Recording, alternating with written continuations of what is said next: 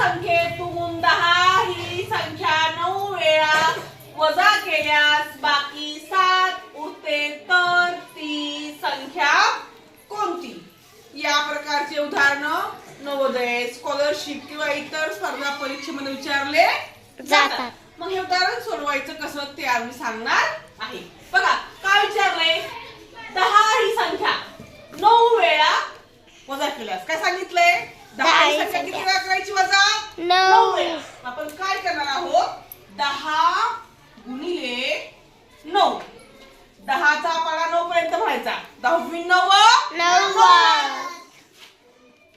किती उत्तर आलं? 90. आता काय पुढे विचारलंय, बाकी 7 उरते तर ती संख्या कोणती? बाकी किती उरली? 7.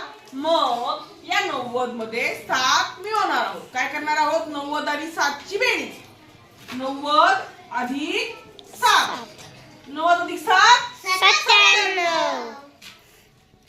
किती उत्तर आलं बाळांनो? 97. म्हणजे ती संख्या कोणती आहे? 97. पर्याय क्रमांक 1. समजलं?